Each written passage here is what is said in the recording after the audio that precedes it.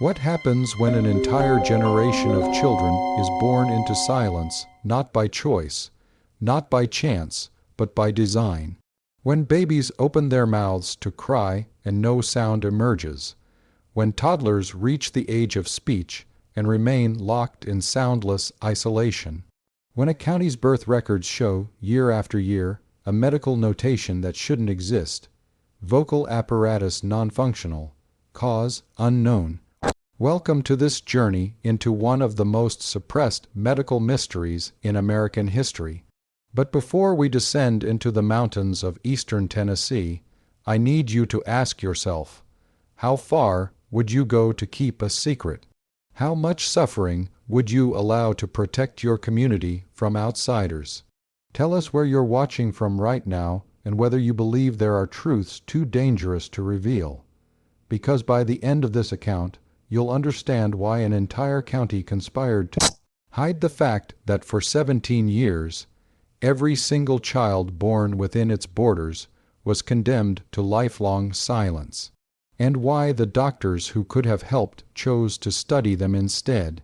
This episode contains detailed discussions of child death, medical experimentation, community trauma, and disturbing historical events involving minors. We present these accounts with profound respect for the children who suffered and the families who endured unimaginable loss. This is not entertainment. This is testimony. If you're sensitive to discussions of child death, medical abuse, or collective trauma, please care for yourself first. In the National Archives of Medical Anomalies, housed in a restricted section that requires special clearance to access, there exists a collection of medical films dated between 1938 and 1955. The label reads, "Develop, Mental Speech Studies, Hawkins County, Tennessee, Confidential, Observation Only." What makes these films extraordinary isn't just the 53 children they document, all born unable to produce sound. It's the handwritten note paperclip to the first canister, "Do not share findings. Community cooperation contingent on permanent silence. Study value exceeds intervention necessity. Continue. Observation protocols."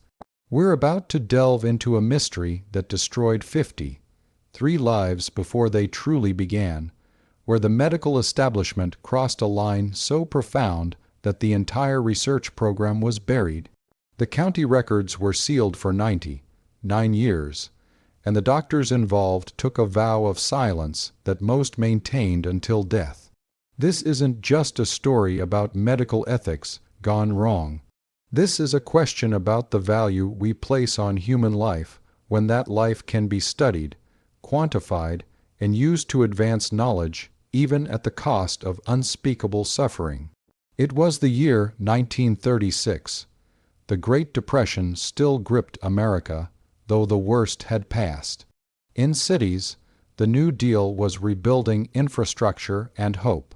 But in the remote hollows of Hawkins County, Tennessee, where the mountains created valleys so deep that sunlight reached the valley floors for only 4 hours a day in winter, where communities lived in isolation so profound that some families spoke Elizabethan English variations that hadn't changed in 2 centuries, the Depression had simply deepened poverty that was already generational and absolute.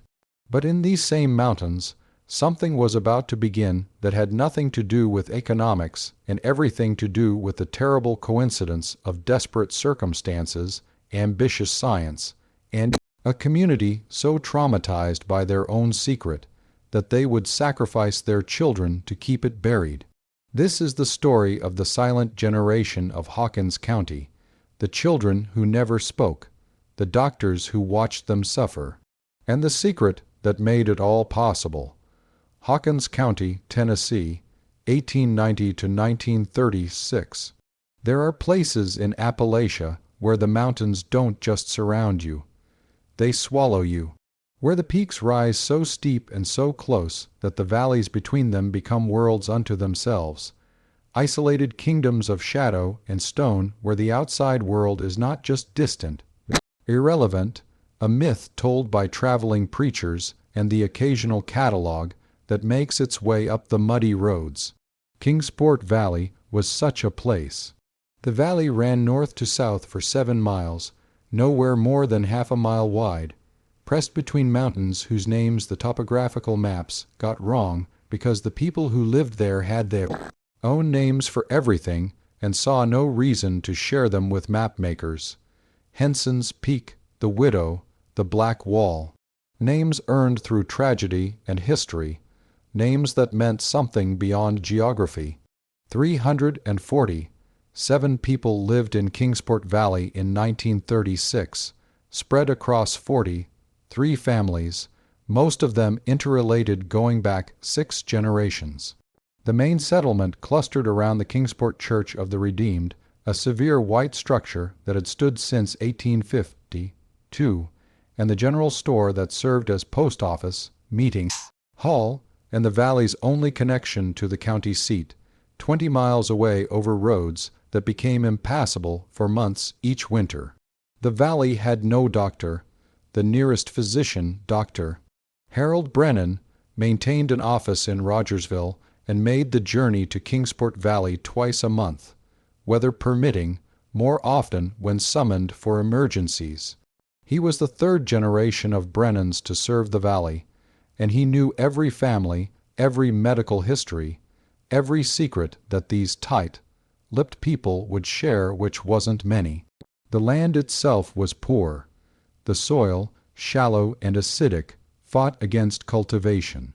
The primary economy was tobacco, small patches carved from the hillsides, and timber, though the valley had been logged heavily in the 1890s, and what remained was second growth, thin and unremarkable.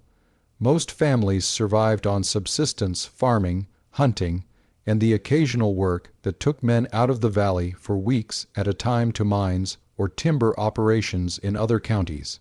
But Kingsport Valley had one other resource, one that nobody talked about, one that had been worked in secret since before the Civil War. The caves. The mountains surrounding the valley were honeycombed with limestone caverns, some mapped, most not, systems that descended into the earth for miles, following underground rivers that had carved these passages over millennia, and in certain of these caves, in chambers that required hours of crawling through darkness to reach, there were seams of something valuable. Not coal, not the usual minerals, something else, galena, lead ore. Rich veins of it, discovered accidentally by a hunter in 1843, kept secret by the families who controlled access to those specific caves, mined in small quantities and sold quietly to buyers who didn't ask too many questions about where it came from or who owned the land it came from, which was technically federal land, part of the Cherokee National Forest, off limits to private mining. This illegal mining operation was Kingsport Valley's deepest secret. It was their insurance against complete destitution, their hidden wealth, the thing that allowed them to survive when crops failed and timber prices dropped. Every family in the valley knew about it. Every family benefited from it, directly or indirectly. And every family understood that outsiders, government men, federal agents, anyone with authority, could end it with a single report. This secret created a particular culture in Kingsport Valley, a culture of silence, a culture of suspicion toward anyone from outside, a culture where keeping secrets was survival, where Omer was as natural as breathing. The caves were dangerous. Over the decades, 7 men had died in them. Collapses, falls, bad air, drowning in underground floods. The families mourned quietly and told Dr. Brennan and the county coroner stories about hunting accidents, falls from cliffs, anything but the truth. The families buried their dead in the small cemetery behind the church and moved on, because the alternative was poverty that would kill more than cave-ins ever did. And then there was the other danger, the one that came from the lead itself. Lead is a poison. Humanity has known this, in some form, for millennia. The Romans knew it. The Victorians knew it. By the 1930s, industrial medicine certainly knew it. But knowing lead is poisonous, and understanding all the ways it destroys the human body are different things. The miners of Kingsport Valley knew the lead made them sick. They knew the dust in the caves was dangerous, that working the seams left them weak, that something about the ore caused tremors and strange symptoms. But they didn't understand the mechanism. They didn't understand that lead accumulates in the body, that it concentrates in bones and organs, that it crosses into every tissue, every cell. They didn't understand that it passes through barriers that should protect the most vulnerable. They didn't understand that when women in the valley helped process the ore, crushing it, separating it, preparing it for sale, lead entered their bodies in quantities that would concentrate and remain for years. They didn't understand that lead crosses the placental barrier, that it enters the developing fetus, that it accumulates in the fetal brain, the fetal nervous system, the delicate structures forming in the womb. And they didn't understand that certain levels of lead exposure during specific windows of fetal development could cause catastrophic, permanent damage to one particular system. The system that controls speech. Spring 1936. The birth of Thomas Pritchard. Mary Pritchard was 19 years old, pregnant with her first child, and terrified in the particular way that young mountain women in that era were terrified silently, stoically, sharing her fears with no one except perhaps her mother in the dark privacy of the small cabin she shared with her husband, James. James was 23, a tobacco farmer and occasional timber worker, tall and robust, quiet even by valley standards. His family had lived in Kingsport Valley for 5 generations. Mary's family had been there 6. Their marriage had been expected, arranged informally by their families when they were children, formalized when Mary turned 18 the previous year. Mary's pregnancy had been hard, morning sickness that lasted well into the 2nd trimester, exhaustion that left her unable to work, dizzy spells, headaches. Dr. Brennan had examined her during his monthly visit when she was 5 months along and pronounced everything within normal variation, though he'd noted in his private records discovered decades later that Mary appeared more fatigued than typical pregnancies warranted. What Dr. Brennan didn't know, what Mary didn't tell him, was that she'd spent the first 4 months of her pregnancy helping her father and brothers process lead ore in their shed, crushing the galena with hammers, breathing the dust, her hands covered in the gray powder that left strange metallic tastes in her mouth. She'd stopped when her mother insisted, when the pregnancy began to show, but by then the damage was done. Thomas was born on May 14, 1936, in the Pritchard cabin, delivered by Eleanor Haskins, the valley's midwife, with Mary's mother and sisters attending. The birth was long but not unusual. 22 hours of labor, natural delivery, a boy, 7 pounds, appearing healthy. But Thomas didn't cry. Newborns are supposed to cry.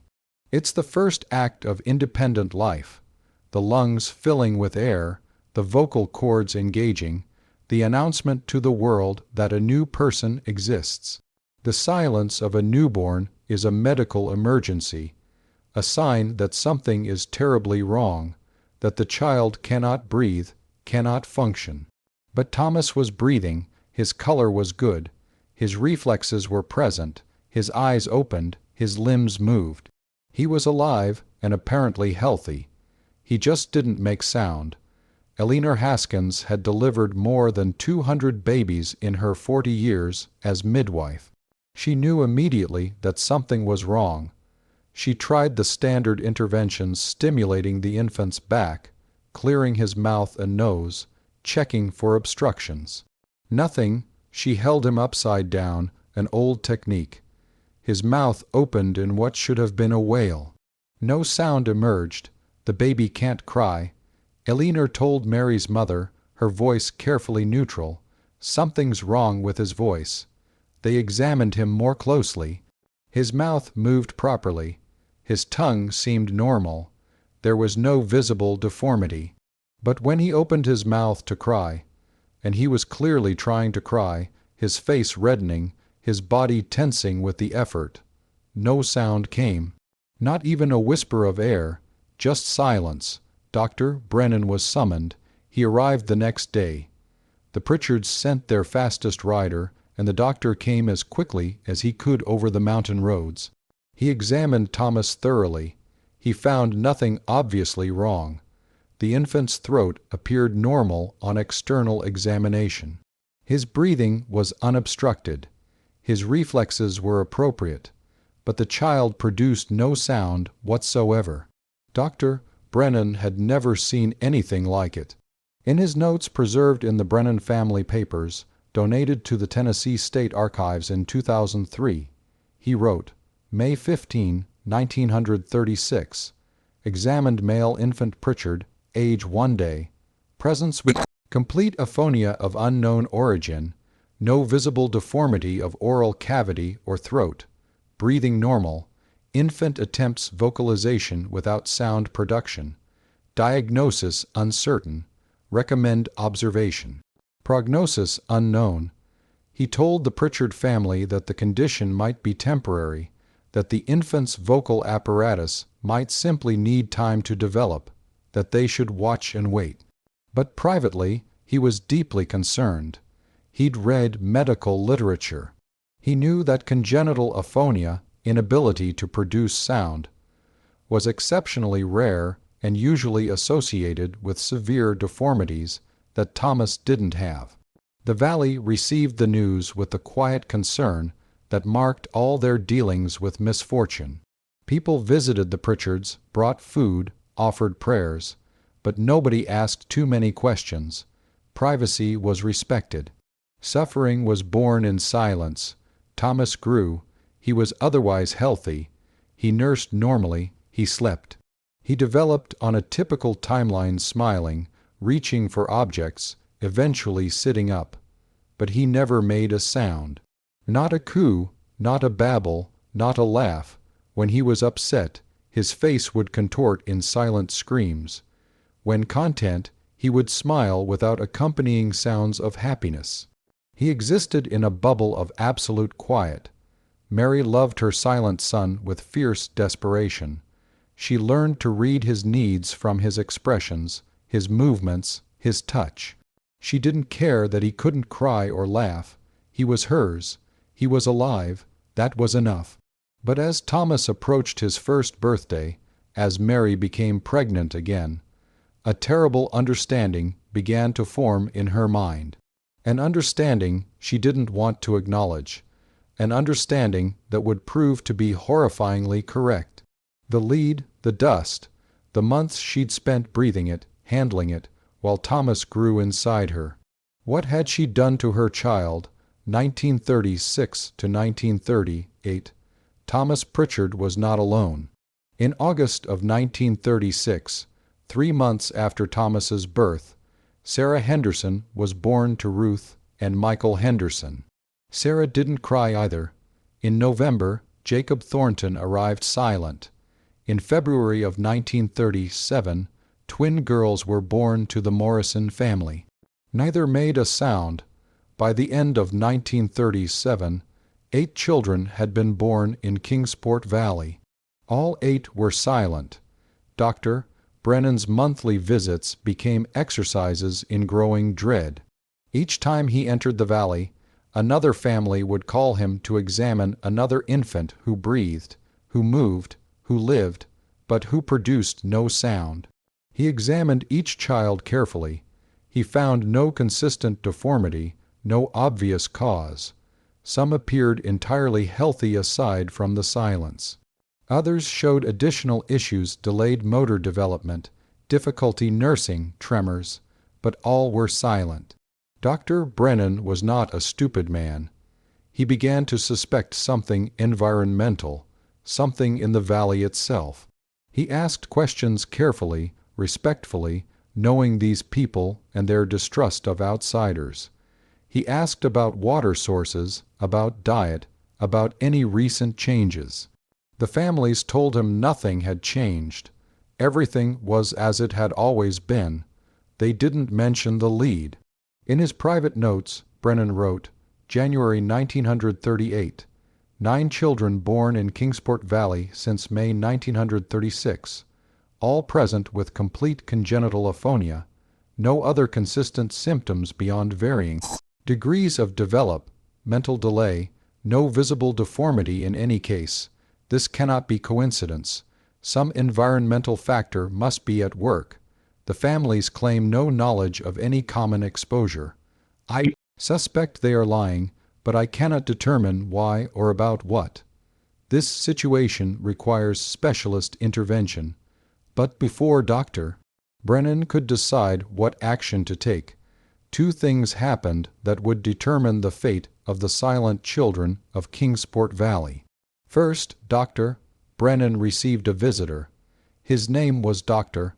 Marcus Severine, and he was a researcher from Johns Hopkins University, one of the premier medical research institutions in the country. Dr. Severine's specialty was mental neurology, the study of how the nervous system develops in children, what can go wrong, and why. He'd published papers on congenital neurological conditions. He'd studied children with mental speech disorders. And he'd heard, through medical networks, about a small-town doctor in Tennessee who was seeing an impossible cluster of infants with congenital aphonia. Dr. Severine arrived in Rogersville in March of 1938, introduced himself to Dr. Brennan, and made an extraordinary offer. He wanted to study the children. He would pay Kingsport Valley families for access not much. The Depression was still fresh and money scarce, but enough to matter. He would provide medical care at no cost. He would document the children's development, try to determine the cause, and potentially discover treatments. All he asked was permission to observe, to examine, to film and photograph the children as they grew. And he asked that the families not speak to anyone else about the children. He explained this as protecting the children's privacy, avoiding the circus of publicity that would descend if word got out about such an unusual medical cluster. But his real reason, documented in letters discovered in the Johns Hopkins archives in 2012, was different. He wanted exclusive access. He wanted to be the only researcher studying these children. Because children who were born unable to speak, who developed otherwise normally, who lived in isolation from modern speech therapy or intervention, these children were a unique research opportunity. A chance to study language development in its absence, a chance to answer questions about the human brain that couldn't be answered any other way, a chance to make his career. Dr. Brennan was torn. He recognized the value of specialist intervention. He wanted to help these children, but something about Dr. Severine made him uneasy, an eagerness that seemed disconnected from compassion, a fascination that felt clinical rather than caring. But what choice did he have? The families needed help. The children needed expertise he couldn't provide. And Dr. Severine was offering resources that a small-town doctor couldn't match, so he made the introduction. And then the second thing happened. The families of Kingsport Valley met in the church to discuss this offer from the Baltimore doctor. Every household was represented. This was too important for any to abstain. They gathered in the pews they'd sat in for generations and discussed what to do. The Pritchards spoke first. James stood holding 2-year-old Thomas, who watched the assembled crowd with bright, silent eyes. "He's offering money," James said quietly, "not much, but something. He's offering to look after the children, figure out what's wrong. He says he might find a cure. He says we have to keep it secret," added Mary, standing beside her husband, pregnant again with what would turn out to be another silent child. That we can't tell nobody outside the valley about the children. Silence in the church. The kind of silence these people were intimately familiar with, the silence of weighing consequences, of calculating risk. Finally, Owen Haskins stood. He was the eldest man in the valley, 73 years old, a patriarch whose word carried weight. His granddaughter was one of the silent children. "We have a question to answer," he said slowly. "Do we want outsiders coming here, asking questions, looking at our children, looking at us?" He didn't say looking at the caves. He didn't say looking at where the money comes from. He didn't have to. Because if this gets out, he continued, if newspapers start writing about this, if the government starts investigating, they won't just look at the children. They'll look at everything. The understanding spread through the church like cold water. If the truth about the silent children became public, attention would descend on Kingsport Valley.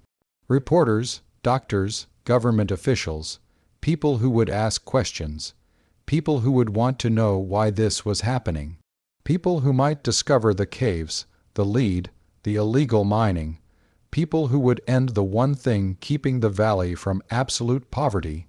"This doctor says he'll keep it quiet," said Michael Henderson, father of silent Sarah. "Says he'll protect the children's privacy. That seems convenient for us."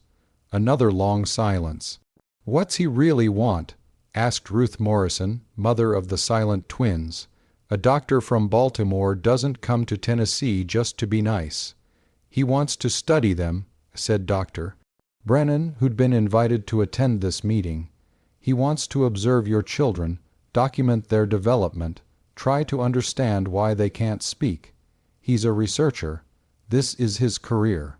"Will it hurt them?" asked Mary Pritchard. "He says it won't." Brennan answered carefully. "He says it's just observation, examinations, tests, maybe some new treatments. But you don't trust him," observed Owen Haskins, reading the doubt in Brennan's voice. Brennan paused, weighing his words. "I think he cares more about what he can learn from your children than he does about helping them. But I also think he's the best chance these children have at getting specialist care." The families deliberated for 3 hours. Finally, they took a vote. 38 families voted yes. 5 voted no. The 5 who voted no, the families without silent children, the families who didn't work the caves directly, were outvoted and their objections noted but ultimately dismissed. Kingsport Valley would accept Dr. Severine's offer. They would allow him to study their silent children. They would keep the secret, and in making that choice, they condemned their children to 17 years of observation without intervention, study without treatment, documentation without care. Because Dr. Marcus Severine was not primarily interested in curing the children. He was interested in what could be learned from watching them develop in silence. And he'd just been granted permission to conduct an experiment that no ethics board in the modern era would ever approve. 1938 to 1942, Dr.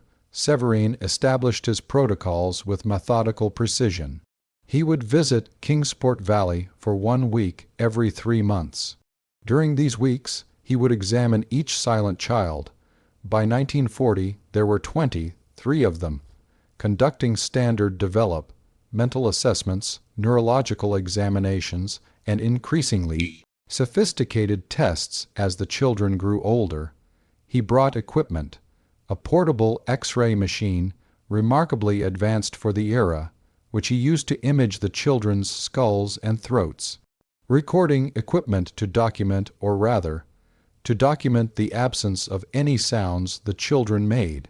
Cameras both still and motion picture, to create visual records of their development. He brought funding.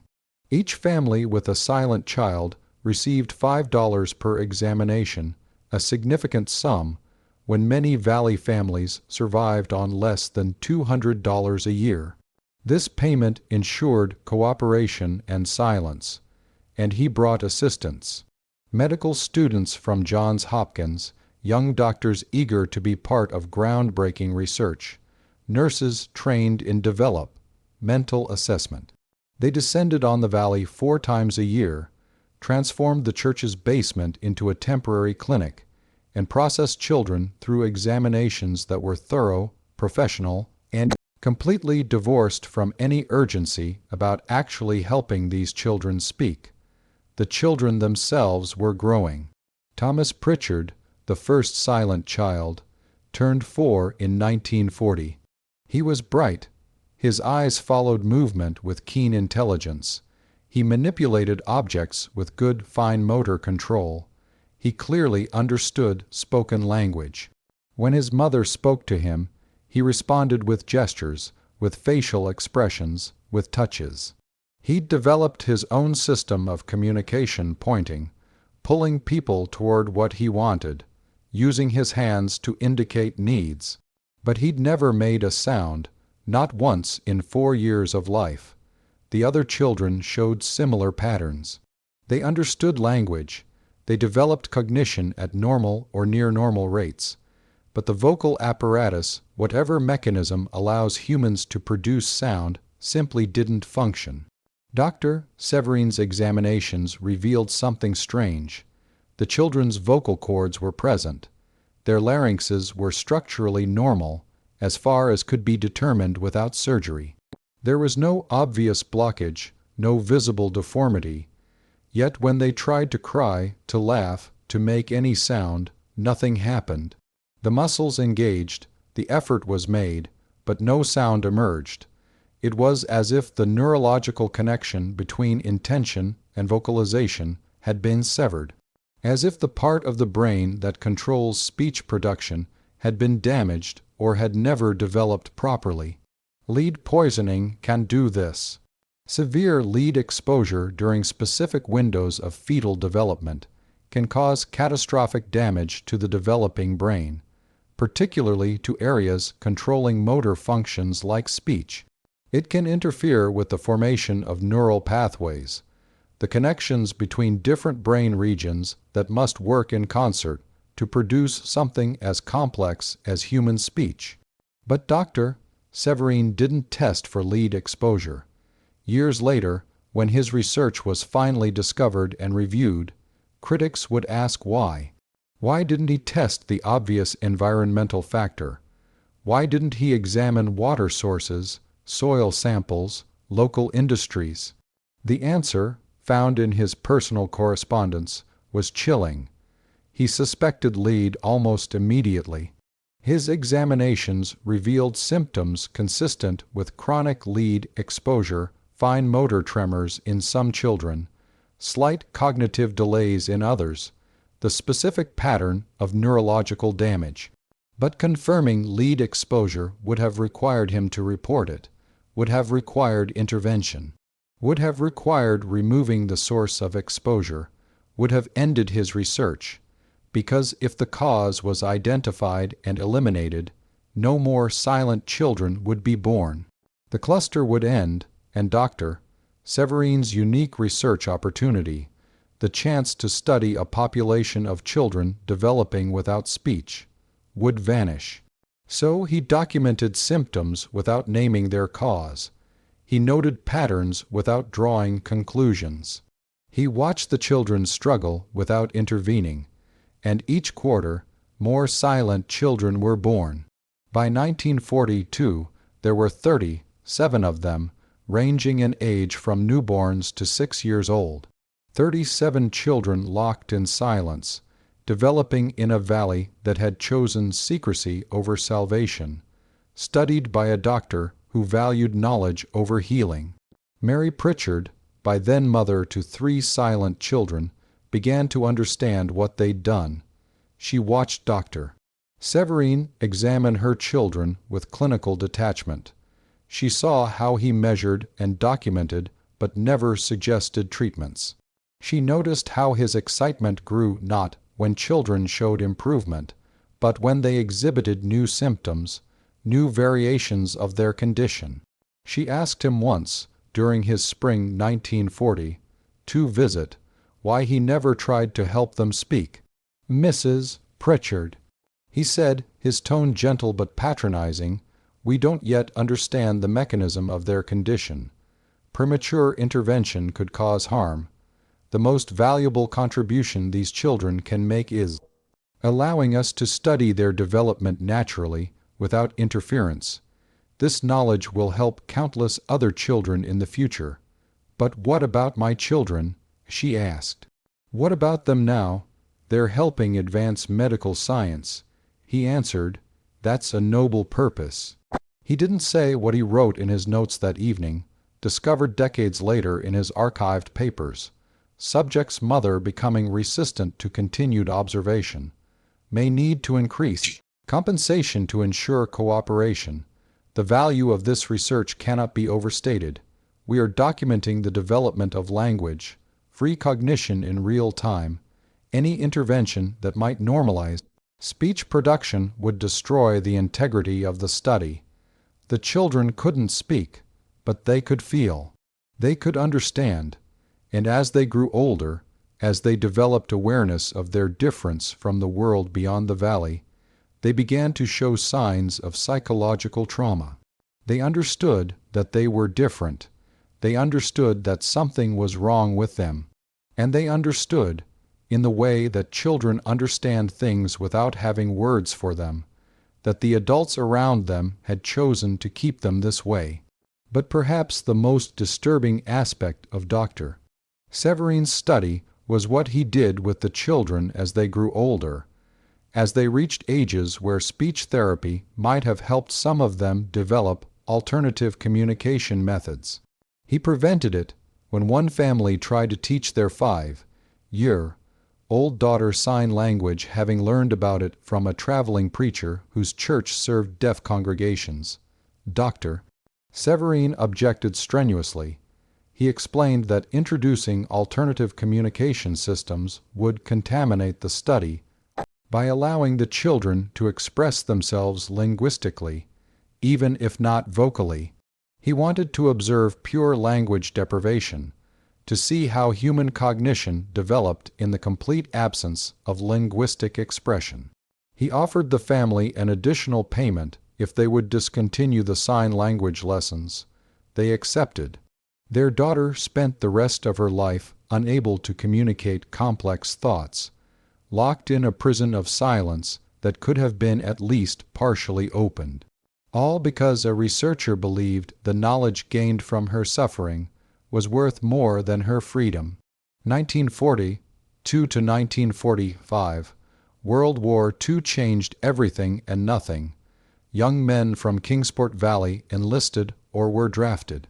They left the mountains to fight in Europe and the Pacific. Some would never return. But those who did brought back stories of a world incomprehensibly larger than the valley. A world where their silence about certain things was a survival skill that served them well in military service. The war economy created demand for materials. Lead, specifically, became a valuable strategic resource. The illegal mining operation in Kingsport Valley intensified. More men worked the caves. More families processed the ore. More money flowed into the valley than had in generations. And more women of childbearing age were exposed to lead dust. By 1945, the number of silent children had reached 49. Dr. Severin's visits continued throughout the war, though travel restrictions and his own military service as a medical consultant made them less frequent. But he never stopped studying the children. He documented how they developed without speech, how they formed relationships, how they navigated a world that demanded vocal communication. The older children were now approaching adolescence. Thomas Pritchard was 9 years old.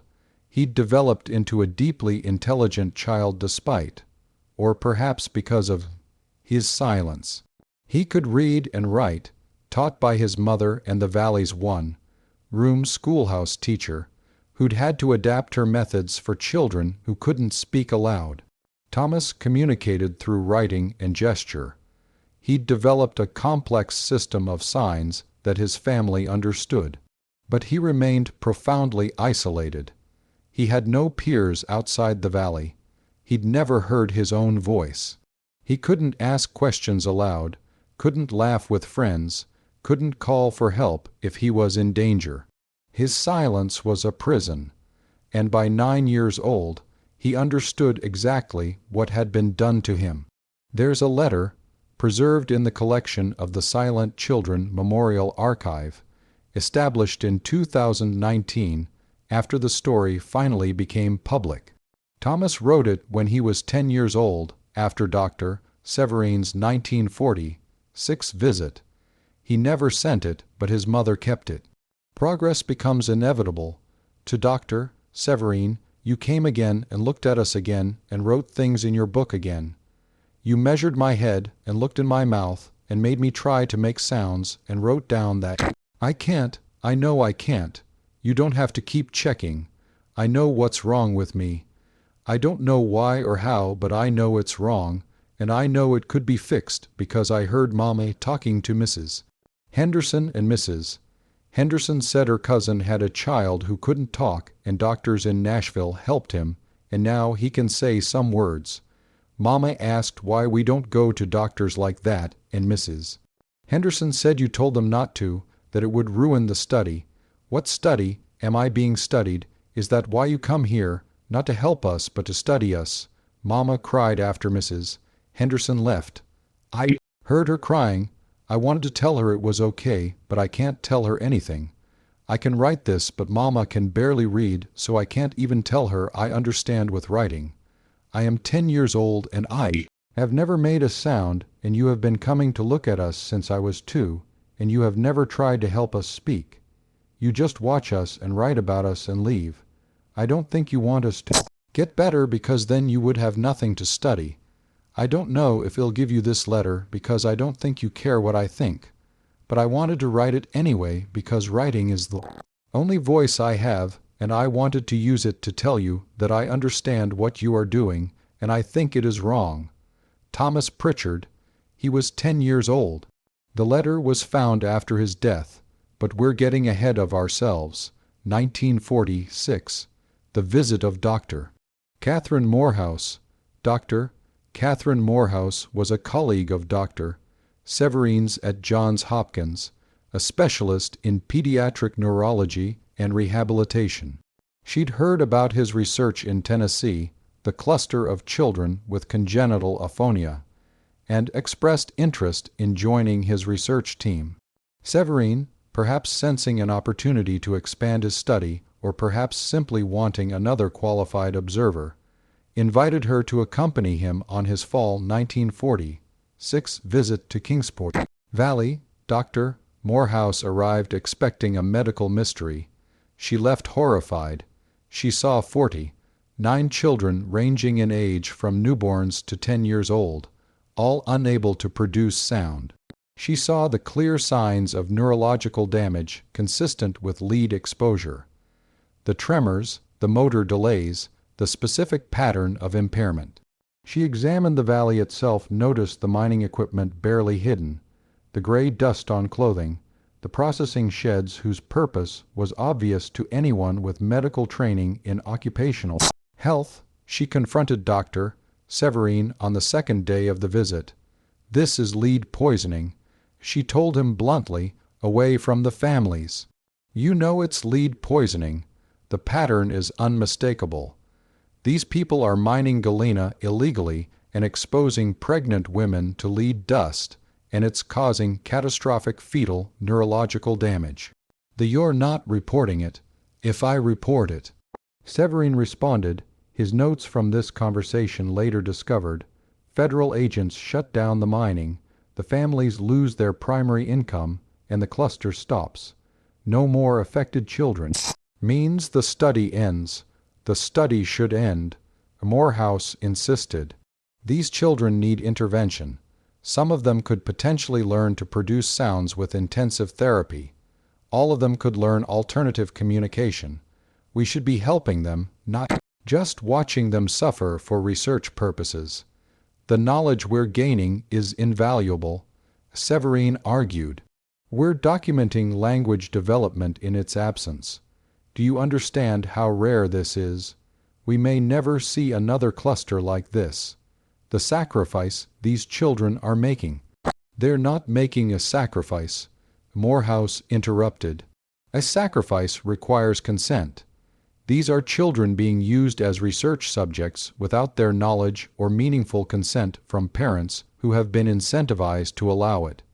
This is unethical. It's monstrous. The argument continued.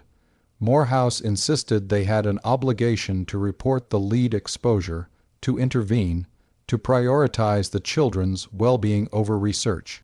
Severine insisted that the research value justified continued observation, that premature intervention would waste the scientific opportunity.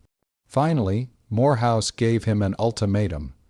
Either he reported the situation to the appropriate authorities, or she would. Severine made a choice. He reminded Dr. Morehouse that she'd signed non-disclosure agreements as part of joining his research team. He reminded her that revealing the study would destroy his career, and potentially hers by association. He reminded her that Johns Hopkins had invested significantly in this research, and would not appreciate one of their doctors sabotaging an ongoing study.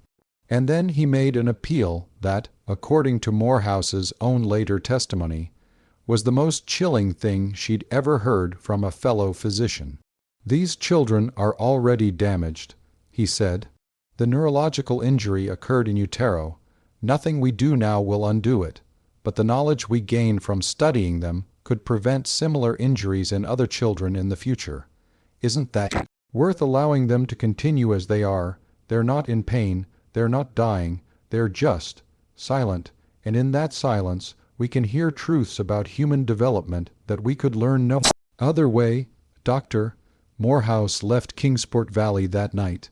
She wrote a detailed report of what she'd observed and submitted it to the Johns Hopkins Ethics Board and to the Tennessee Department of Health.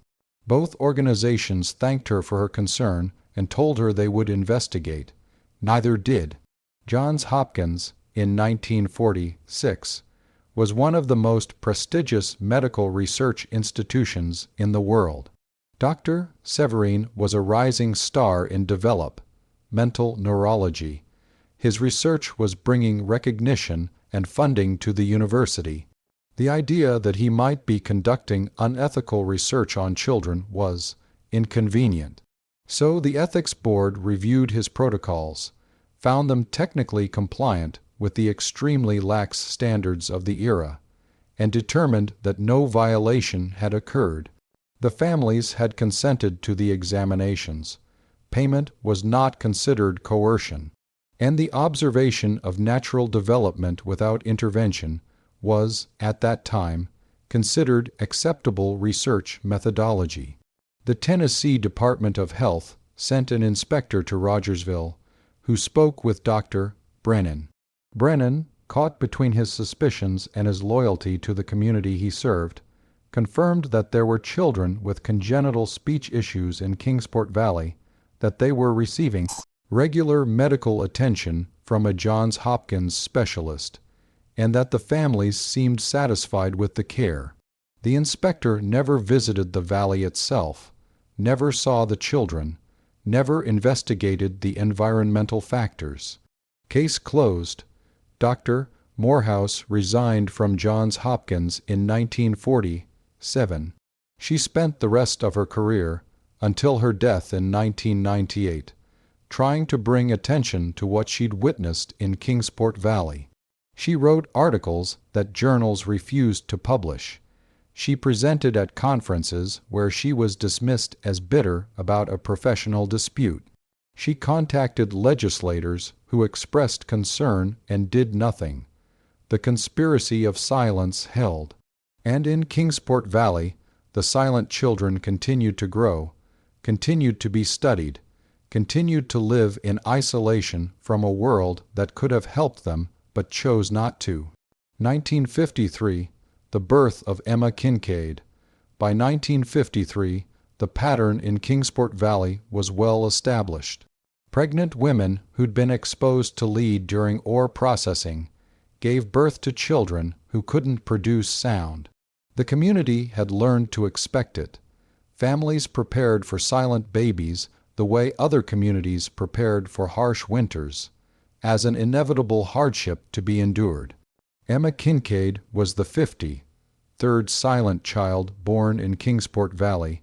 She was also the last, not because the lead exposure stopped, not because someone finally intervened, but because by 1953, the women of childbearing age in the valley had largely stopped having children. They'd seen too many silent babies. They'd watched their children grow up trapped in soundlessness. They'd endured Dr. Severine's visits, his examinations, his clinical detachment, and they'd made a collective, unspoken decision: no more children. Birth rates in Kingsport Valley dropped dramatically. Some women used whatever birth control was available. Some abstained from intimacy entirely. Some left the valley, married men from other places, started families elsewhere. The generation of silent children would be the only generation. There would be no more. But for the children already born, already trapped in silence, nothing changed. Thomas Pritchard was 17 in 1953. He'd become a skilled woodworker, communicating with his apprentice master through gestures and written notes. He was intelligent, capable, and profoundly damaged psychologically. He understood that he'd been sacrificed for research. He understood that his silence could have been prevented, or at least addressed with therapy. He understood that he'd been observed rather than helped. And he was angry, an anger that had no voice, that could only express itself through actions. In the summer of 1953, during Dr. Severine's visit, Thomas did something unprecedented. He refused to be examined. When Severine called him into the makeshift clinic in the church basement, Thomas walked in, met the doctor's eyes, and shook his head. Then he wrote on the pad he always carried, "No more. I am not your specimen." Severine tried to persuade him, explained the importance of the research, offered additional payment to the family, reminded Thomas of his obligation to participate. Thomas wrote, "I never obligated. You paid my parents, not me. I done." And he walked out. Other older children followed his example. Within a day, every child over the age of 12 had refused further examination. The study had lost its oldest, most developed, mentally valuable subjects. Dr. Severine was furious, but there was nothing he could do. He couldn't force the examinations. He couldn't coerce adolescents who'd finally found a way to resist. His study was falling apart, but the real end came from an unexpected direction. 1955. The end of the study and the dissolution of Kingsport Valley. The interstate highway system, authorized by President Eisenhower in 1956, but planned for years before, would eventually bring roads through rural Tennessee that connected isolated communities to the wider world. But before the highways came the surveyors, the engineers, the government men with maps and plans, and the authority to determine where roads would go. In 1955, a survey team from the Tennessee Highway Department spent 3 weeks in Hawkins County, mapping potential routes for a new highway that would connect the eastern counties to the interstate system. Their route took them through Kingsport Valley. They stayed in the valley for 4 days, measuring, photographing, documenting. And they noticed things. They noticed the mining equipment. They noticed the processing sheds. They noticed children who appeared to be attempting to communicate, but producing no sound. They asked questions. The valley residents gave their standard answers: polite deflection, claims of ignorance, tight-lipped silence. But these were government surveyors. not traveling preachers or wandering peddlers. They had authority. They had connections. They reported what they'd seen. Within a month, federal agents from the Bureau of Mines descended on Kingsport Valley, armed with warrants and authority. They discovered the illegal mining operation immediately. It had never been particularly well hidden. The families had simply relied on isolation and the lack of official interest to protect them. The operation was shut down, arrests were made, fines were levied, the caves were sealed, and in the process of investigating the illegal mining, inspectors noticed the children. The silent children, 53 of them. They asked Dr. Brennan about them. He, finally released from the burden of secrecy by the federal intervention, told them everything. About Dr. Severine, about the study, about his suspicions of lead poisoning that had never been officially investigated. The inspectors contacted the Tennessee Department of Health. This time, the department couldn't ignore it. This time, there were federal agents watching, reporters from nearby towns asking questions, potential liability if they failed to act. Investigators descended on Kingsport Valley in force. They tested everything: water, soil, the remains of processed ore, the children's blood. The results were damning. Every silent child showed elevated blood lead levels. Even years after the mining had stopped, lead accumulates in bones and releases slowly over decades. Environmental samples from processing areas showed lead contamination hundreds of times above safe levels. The connection was undeniable. The children of Kingsport Valley were silent because they'd been poisoned. And Dr. Marcus Severine had known. The investigation into his research began immediately. His notes were subpoenaed. His correspondence was reviewed. The full scope of his study became clear: 17 years of observing children suffering from preventable neurological damage, 17 years of prioritizing research over intervention, 17 years of documented harm. Johns Hopkins University quietly severed ties with Dr. Severine in early 1956. He was not formally fired that would have invited lawsuits and publicity. Instead, his funding was discontinued. His research position was eliminated due to budgetary constraints, and he was encouraged to pursue opportunities elsewhere. He never published his research on the Kingsport Valley children. The data existed: thousands of pages of observations, hundreds of photographs and films, detailed developmental records on 53 children, but it could never be used. Publishing would be admitting to unethical research practices. It would expose Johns Hopkins to liability. It would end his career permanently, so the research was archived, locked away, classified as confidential indefinitely. Knowledge gained through suffering, rendered useless by the immorality of its acquisition. Dr. Severine spent the rest of his career in obscurity, teaching at small medical schools, never regaining his former prestige.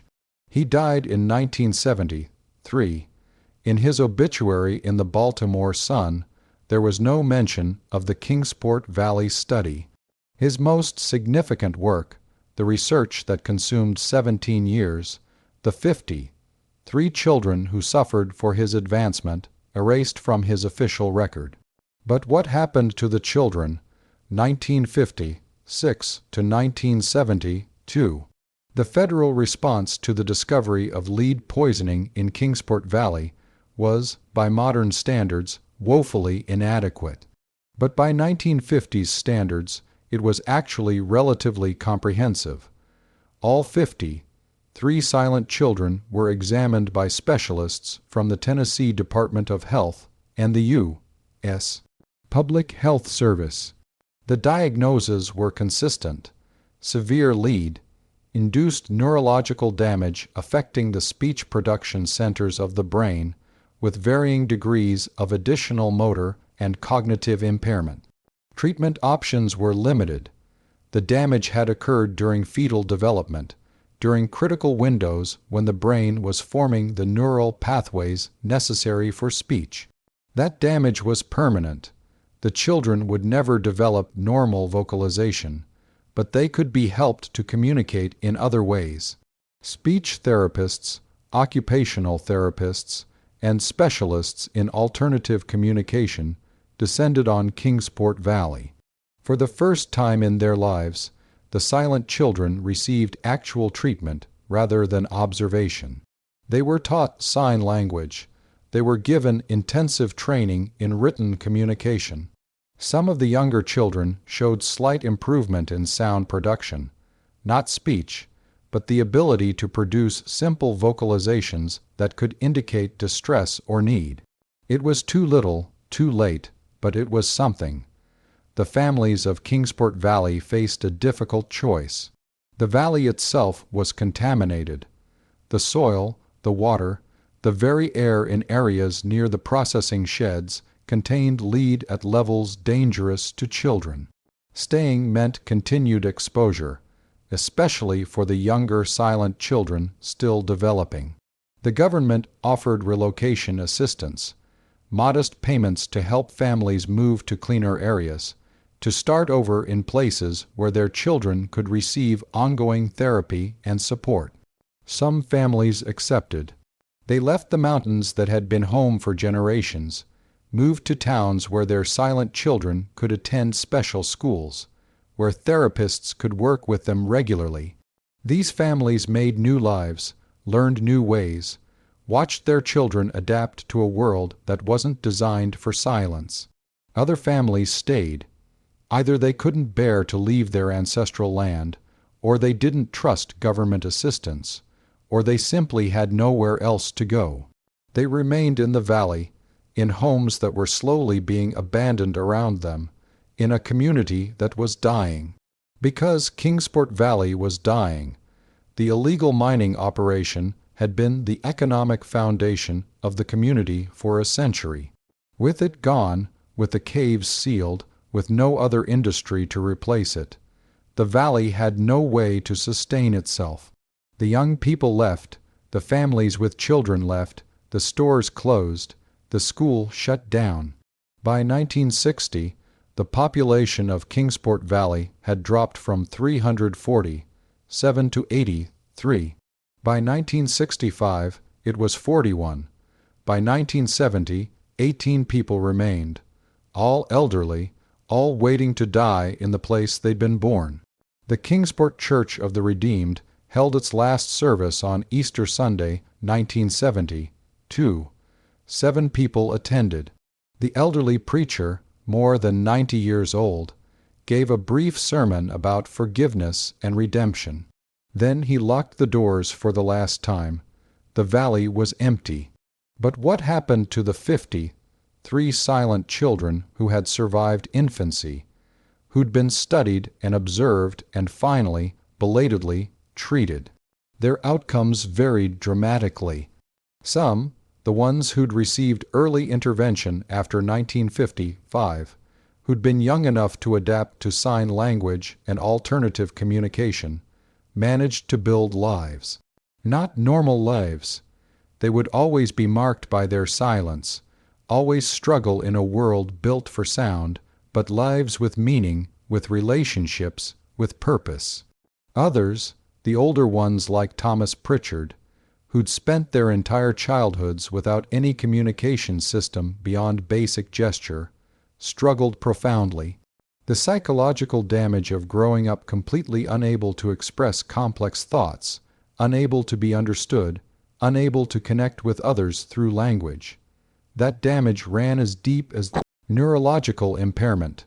The suicide rate among the Kingsport Valley silent children was 43%.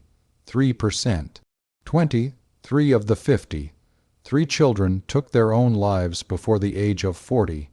Thomas Pritchard died by suicide in 1967. He was 31 years old. He left a note, the last thing he ever wrote: "I am tired of silence. I am tired of being looked at like I'm broken. I am tired of remembering being studied like an animal while doctors who could have helped me chose not to. I am tired of this world that has no place for people like me. I want to find out if there's sound on the other side.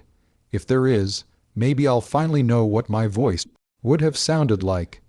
He was found by his younger brother, also silent, also damaged, who survived him by only 3 years before following the same path. Of the 50, 3 children, 30 survived past age 50. 2 are still living today in 2026, elderly now, the youngest 60, 5 years old, still silent, still carrying the burden of what was done to them. They have never received compensation. They have never received a formal apology. For decades, their story was unknown beyond the families involved and the researchers who'd failed them. Until 2019, the discovery, Dr. Sarah Chen was a historian of medicine at Vanderbilt University, specializing in the history of medical ethics violations. She'd written extensively about the Tuskegee syphilis study, about Cold War radiation experiments, about the many ways medical science had used vulnerable populations as research subjects without adequate consent or care. In the course of her research into mid-century medical research practices, she encountered a reference in the archived papers of Dr. Catherine Morehouse to a study of developmental aphonia in Tennessee mountain children that Morehouse had described as deeply troubling, but provided few details about. Dr. Chen followed the thread. She requested access to Morehouse's complete papers. She found the detailed report Morehouse had written in 1946, describing what she'd witnessed in Kingsport Valley. She began digging. She obtained, through Freedom of Information Act requests, the files from the 1955 federal investigation into the illegal mining operation. She found the medical reports on the children. She tracked down Dr. Severine's archived research materials at Johns Hopkins, still classified as confidential, but, after 64 years, finally accessible to researchers with proper credentials. She found everything: the photographs of silent children, the films of examinations, the meticulous notes documenting their development, the correspondence between Severine and his colleagues discussing the unique research opportunity. And she found the survivors. 30 of them were still alive in 2019. Dr. Chen contacted them, explained what she'd discovered, asked if they would be willing to tell their stories. Some refused. The memories were too painful. The desire to leave the past buried was too strong, but others agreed. They were old now, in their 70s and 80s, and they wanted the truth told. They wanted the world to know what had been done to them. They wanted, finally, to be heard even if their voices remained silent. Dr. Chen published her findings in the American Journal of Medical Ethics in March of 2020. The article, titled The Silent Children of Kingsport Valley, Medical Observation Without Intervention as Ethical Violation, detailed the entire history, the lead poisoning Dr. Severine's study, the conspiracy of silence, the decades of suffering. The response was immediate and intense. National media picked up the story. The surviving silent children were interviewed. Through interpreters, through written responses, some had learned to use voice synthesis technology. Their faces appeared on television, in newspapers, on websites. For the first time, the world saw them, heard their stories, if not their voices. Bioethicists condemned Dr. Severine's research as one of the most egregious examples of medical exploitation in American history. Johns Hopkins issued a formal apology 74 years late and established a memorial fund for the survivors and the families of those who died. The Tennessee State Legislature passed a resolution acknowledging the state's failure to protect the children of Kingsport Valley and establishing a memorial in Rogersville honoring the 53 silent children, but for the survivors, the recognition came too late to matter much. They were old. Most of their lives had been lived in silence and struggle. The acknowledgement of wrong didn't undo the damage. The apologies didn't restore lost years. In an interview conducted through a sign language interpreter, Mary Ellen Morrison, one of the silent twins born in 1937, 3 years old in 2020, was asked if the public revelation of her story brought any sense of closure. Her signed response, translated, "Closure? How do you close something that's still happening? I wake up every day silent. I will die silent. The doctor who studied me died decades ago. The people who made the decisions that poisoned my mother before I was born are all dead. But I'm still here, still living with what they did. Stories don't have closures. They just stop being told. Mine stopped being told for 70 years. Now it's being told again. But I'm still silent. That doesn't change." She paused, then added, "But I'm glad people know. I'm glad the world finally knows what happens when doctors forget that we're people first and research subjects never. I'm glad children today have protections we didn't have. That's something, not closure, but something. Kingsport Valley today is a ghost town in the most literal sense. A few structures remain: the church, collapsed but still standing, foundations of homes, rusted equipment from the mines. But nature has reclaimed most of it. Trees grow through floorboards, vines cover walls. The silence that was imposed on its children now blankets the valley itself. The caves are still there, sealed with concrete and warning signs. The lead remains in the soil, in the water. Environmental cleanup was deemed too expensive for such a remote location.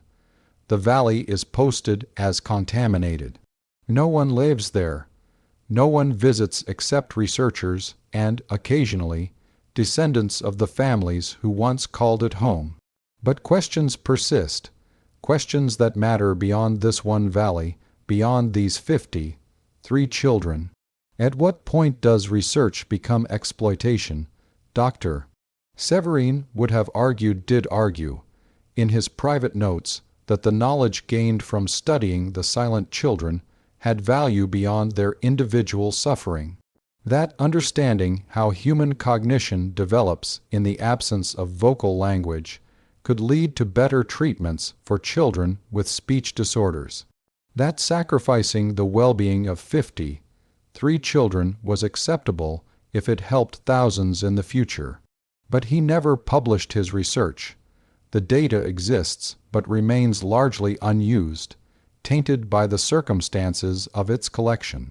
The children suffered, and the knowledge gained from their suffering has helped exactly no one. Was it worth it? Can suffering ever be worth it if imposed without consent, if inflicted on children who had no voice literally and figuratively? To refuse. How much responsibility do communities bear for protecting their children versus protecting their economic survival? The families of Kingsport Valley made a calculated choice, accepting the risk to their children to preserve their livelihoods. They didn't fully understand the mechanism of harm, but they suspected something in the valley was causing the silence. They chose secrecy over investigation. They chose the immediate need to survive over the long-term health of their children. Can we judge them for that? How many of us, in similar circumstances, would choose differently? Poverty is its own kind of violence. Desperation makes monsters of us all. And what about the doctors, the officials, the institutions that could have intervened and didn't? Dr. Brennan, who suspected but didn't report. The Johns Hopkins Ethics Board that reviewed Severine's work and found no violation. The Tennessee Department of Health that ignored reports of harm. the federal government that only acted when their own surveyors stumbled across the situation. How many people saw what was happening and chose to look away? How many were complicit through inaction? How many told themselves that it wasn't their responsibility, that someone else would handle it, that surely someone with more authority was already involved? The conspiracy wasn't organized. There was no sinister cabal deliberately planning to harm children. There was just a series of individual choices, a doctor deciding research mattered more than patients, families deciding secrecy was safer than truth, officials deciding it was easier to accept official explanations than investigate fully, institutions deciding reputation mattered more than accountability. All of those small choices added up to 50, 3 children spending their lives in silence, and they add up to a final, haunting question: how many other Kingsport valleys are there?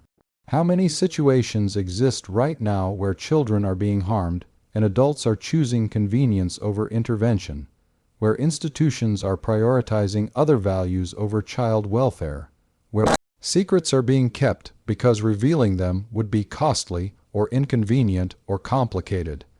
How many children are silent in ways we choose not to hear? The last time I corresponded with one of the Kingsport Valley survivors in late 2025, I asked her what she wanted people to take away from her story. She wrote, "Remember that every medical subject is a person. Every research participant is someone's child. Every statistic in a study lived a life that mattered. We weren't just interesting cases. We were children who wanted to laugh and couldn't, who wanted to cry out when we were hurt and couldn't, who wanted to say 'I love you' to our parents and couldn't, who wanted to scream at doctors who watched us suffer and couldn't. Our silence was forced on us twice, once by the poison that damaged our brains before we were born, and once by the people who could have helped us but chose to study us instead. Don't let anyone's voice be taken from them, and don't ever let curiosity matter more than compassion." She's 80, 9 years old now, one of the last survivors. Soon, all the silent children of Kingsport Valley will be gone. Their voices, which they never had the chance to use, will be permanently silenced. But their story speaks volumes. It speaks to the capacity of ordinary people to rationalize extraordinary harm. It speaks to the danger of valuing knowledge over humanity. It speaks to the ways institutions protect themselves rather than the vulnerable. It speaks to the resilience of children who survived unspeakable circumstances. And it speaks to the question we all must answer every day, in small ways and large. When we witness suffering, whose voice do we choose to hear? The voice of authority telling us everything is fine. The voice of convenience telling us it's not our problem. Or the voice, sometimes silent, sometimes just unheard, of those who are suffering. To this day, in the National Archives of Medical Anomalies, those film canisters remain. Footage of children opening their mouths in silent cries, of toddlers trying desperately to make sounds that would never come, of adolescents staring at cameras with expressions that communicate more than words ever could: confusion, anger, betrayal, resignation. Most researchers who request access to these films do so for academic purposes, seeking to understand historical medical ethics violations. But some can't watch them all the way through, because once you see a 5-year-old child silently screaming in frustration, once you see a mother trying to comfort her silent baby, once you see the resignation in the eyes of a teenager who had never heard her own voice, once you see that, the academic distance collapses. These aren't research subjects. They're people who were failed by every system that should have protected them, and their silence echoes louder than any scream. If this journey through one of medical history's darkest chapters has left you unsettled, if you find yourself lying awake tonight thinking about children who suffered while adults watched. If you're questioning how such systematic failure could have occurred, then this story has done what it needed to do. Subscribe if you believe these forgotten chapters of history deserve to be remembered. If you're willing to confront uncomfortable truths about how institutions fail the vulnerable, if you want to ensure that by bearing witness to past horrors, we make them less likely to happen again. Leave a like if this account provoked something deeper than curiosity, if it made you question the distance between observation and intervention, between knowledge and compassion, between what we're capable of learning and what we're willing to sacrifice to learn it. And in the comments, I want to know, if you had been Dr. Brennan, the small town doctor who suspected but didn't report, would you have broken the community's trust to protect the children? If you had been a Kingsport Valley parent, choosing between secrecy and poverty, what would you have chosen? If you had been Dr. Severine, offered a unique research opportunity at the cost of children's well-being, would you have walked away? These aren't hypotheticals. These are the questions that define who we are when faced with impossible choices. And the horrifying truth is that most of us will never know our answer until we're tested. Until next time, remember, the most terrifying stories aren't about monsters doing monstrous things. They're about ordinary people making ordinary choices that add up to extraordinary harm. They're about the silence we choose to maintain when speaking up would be costly. And sometimes that's the voice we should fear most, our own, when we choose to say nothing. The children of Kingsport Valley never had a choice about their silence. What's our excuse?